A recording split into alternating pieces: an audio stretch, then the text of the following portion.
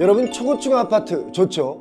초고층 아파트 너무 좋아하지 마시기 바랍니다. 당장은 집값이 비싸도 나중엔 집값이 반토막으로 뚝 잘릴 수도 있습니다. 전 세계에서 집값이 가장 비싼 나라, 비싼 도시가 어딘지 여러분 아십니까? 대한민국 서울, 일본 도쿄, 영국 런던, 홍콩, 미국 뉴욕, 싱가포르, 여러 군데 여러분들이 떠오를 겁니다. 과연 어디일까요? 정답은 제가 끝부분에 말씀드리겠습니다. 현재 집값 자체로만 보자면 전 세계에서 집값이 가장 비싼 나라가 모나코죠. 모나코에는 왜 비싼 집이 많을까요? 모나코는 프랑스 남부에 접한 아주 작은 국가인데요. 인구 3만 8천여 명 중에 35%가 백만장자입니다. 1인당 국민소득이 놀라지 마십시오. 18만 5천 달러, 우리나라 돈으로 2억 4천만 원은 조금 넘습니다. 모나코에 세계의 부자들이 몰려든 이유는 소득세가 폐지되었다는 겁니다. 이렇게 되니까 사람들이 몰려들어서 주택에 대한 수요는 많은데 작은 땅에서 공급은 부족하니까 집값이 급상승한 거죠. 모나코는 집값이 3.3제곱미터당 평균 2억 5천만 원 정도 되는데요. 서울 3.3제곱미터당 매매가가 평균 약 4,200만 원인 것과 비교하면 6배 정도가 모나코가 비쌉니다. 물론 소득 수준으로 비교하면 소득도 우리나라보다 6배 정도 많습니다. 저는 오늘 모나코 이야기를 하려는 게 아니라 사실은 홍콩 얘기를 하려고 합니다. 홍콩은 한때 전 세계에서 집값이 가장 비싼 나라였습니다. 그런데 그랬던 홍콩 아파트 값이 지금 고점 대비 반토막이 났습니다. 홍콩에서 부동산 침체가 이어지면서 200억 원에 거래되던 최고급 아파트 가격이 40% 넘게 폭락해서 거래가 되고 있습니다. 이제 곧 50% 폭락도 머지않았다, 이런 현지의 이야기들도 많이 들려오고 있는데, 며칠 전에 홍콩 사우스 차이나 모닝포스트의 보도를 보니까 154평 아파트를 작년 23년에 1억 1천만 홍콩 달러, 그러니까 우리나라 돈으로 한 200억 정도가 됩니다. 이걸 매물로 내놨는데 1년 동안 팔리지 않기 때문에 계속 가격을 낮추다가 결국 6,500만 홍콩 달러, 우리나라 돈으로 한 117억 원 정도에 팔렸습니다. 시세 대비 41% 정도 가격에 팔린 거죠. 이 아파트를 산 사람이 누구냐 봤더니 우리 돈으로 한 3조 원 규모의 자산을 갖고 있는 자동차 관련 사업을 하는 회사 대표였다는 거예요. 예전 같으면 그냥 가격을 부르는 대로 주고 샀을 텐데 이제는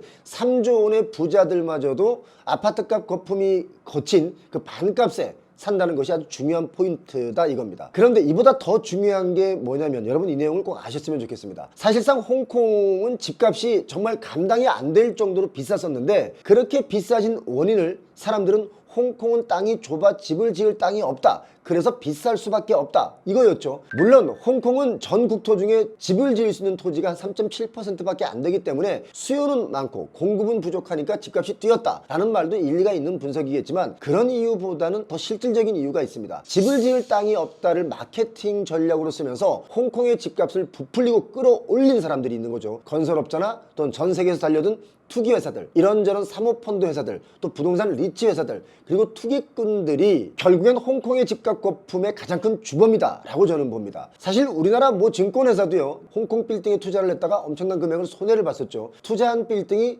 홍콩 주룽반도에 있는 골든 파이낸셜 글로벌 센터라는 빌딩이었는데 2019년 당시 1조 원이 넘는 투자 규모를 기록하면서 싱가포르 투자청, 그리고 독일의 도이체방크 같은 아주 글로벌 기관 투자자들이 참여를 했고, 우리나라에서는 유일하게 미래에셋증권이 투자자로 선정이 됐습니다. 미래에셋증권은 이 건물에 2,800억 원 정도 대출을 해줬습니다. 이게 선순위 대출이 아니고 중순위 대출이었는데요. 중순위로 해줬으니까 이자는 좀 세지만 건물을 청산할 때는 돈을 못 돌려받을 수도 있죠. 그래서 이자도 센 거지만 아무튼 2,800억 중에 자기 자본은 300억 원을 투자하고 나머지 2,500억은 펀드로 만들어서 증권이나 보험, 이런 금융사에 재매각을 했습니다. 당시 유진투자증권도 200억 원을 투자했었는데요. 그때 때마침 2020년에 코로나 팬데믹이 오면서 상업용 부동산의 경기가 완전히 꺾였죠. 오피스 수요가 급감하면서 오피스 빌딩들의 가격도 뚝뚝 막 떨어진 그때였습니다. 그래서 결국 만기를 3년 계속 넘기고 미루다가 펀드에 들어갔던 돈들이 빌딩 매각으로 투자했던 돈을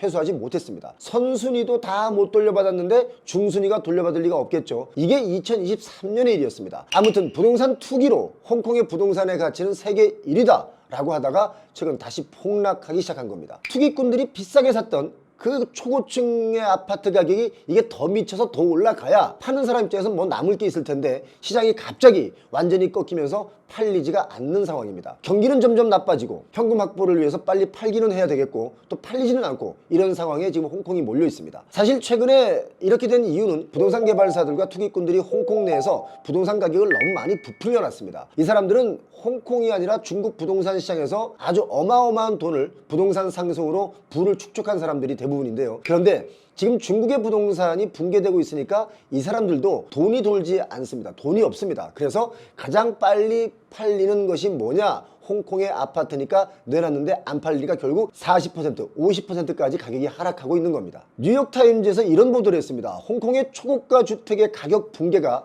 중국 경제 침체에서 비롯된 측면이 있다라고 보도를 했습니다. 중국에서 부동산으로 돈을 벌어서 홍콩의 초고층 비싼 아파트를 사둔 사람들이 많았던 겁니다. 대표적인 사람이 누구냐면 중국의 최대 부동산 개발사 중에 하나인 헝다그룹의 회장입니다. 이 사람이 한때는 57조 원의 자산을 보유했을 정도로 부동산 부자인데요. 헝다그룹이 부도가 났죠. 자, 부도가 나면서 구속이 됐습니다. 그러니까 57조의 부자도 부도가 나는 겁니다. 부동산으로 장난치다가 다 날리게 된 겁니다. 자, 홍콩 내에서 좀 잘 나간다 하던 기업들이 경기 침체가 되면서 부도가 나고 또 자산가들은 하루아침에 갑자기 파산하는 경우가 지금 많이 발생하고 있습니다. 기업들이 파산하니까 부동산이라고 안전할 수가 없겠죠. 지금 홍콩에는 오피스 빌딩의 공실이 심각해지고 있습니다. 이제 최고의 부동산 시장 홍콩이 망가지고 있는 겁니다. 서울 강남도 오피스 공실률이 눈에 많이 띕니다. 직접 여러분 가보시면 다 알게 됩니다. 점점 더 공실이 늘어나고 있습니다. 최근 우리나라에 파산하는 기업들의 45%가 지금 서울 강남에 몰려 있습니다. 이 영상 여러분 다시 한번 보시기 바랍니다. 자, 아무튼 우리나라의 서울의 경우 비싼 아파트도 수십억, 200억, 300억짜리도 있습니다. 그런데 이런 최고가의 아파트들이 홍콩처럼 되지 말라는 법이 없기 때문에 우리도 이걸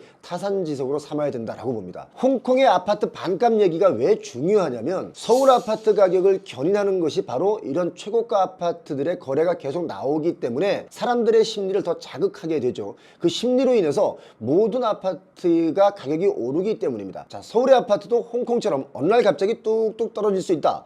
이런 위험 항상 존재합니다. 지금 홍콩은 부동산 시장에 비상이 걸렸습니다. 갑자기 가격이 폭락하면서 홍콩 정부가 주거용이든 비주거용 부동산이든 모든 그 대출의 한도를 좀 늘려주고 있습니다. 홍콩의 은행들이 올해 2번이나 대출 금리를 인하해 줬고요. 그런데도 중요한 건 뭡니까? 최고가의 비싼 집은 사지 않는다. 이겁니다. 40%까지 내려온 이 집값이 또 50%까지 더 하락하면 그야말로 홍콩 부동산 시장은 패닉이 오기 때문에 어쩌면 매도 런도 나올 수가 있다 이렇게 봅니다. 홍콩의 집값 하락 우리나라와 마찬가지로 2022년부터 시작됐습니다. 그런데 우리는 특례론으로 23년 연속적으로 집값 하락을 좀 방어를 했죠. 자, 앞서 말씀드렸지만 홍콩은 좁은 땅에 인구 밀도가 높아서 투기꾼들이 모여들면서 세계에서 가장 비싼 집값의 수준을 유지해 왔습니다. 이렇게 비싼 홍콩의 집값 우리나라 서울보다는 싸다는 거 여러분 알고 계십니까? 사람들은 자꾸만 홍콩의 집값이 서울보다 비싸다고들 하는데요, 그게 아닙니다. 홍콩의 아파트 값의 중간값 정도 되는 아파트 PIR 지수가 20.7배입니다. PIR 지수라는 게 내 소득을 다 저축해서 살 수 있는 그 기간을 말하죠. 예를 들어 내 연봉이 5천만 원이고 집값이 10억이면 PIR 지수가 20이 되는데요, 20년 동안 월급을 다 모아야 살 수 있다는 뜻입니다. 홍콩의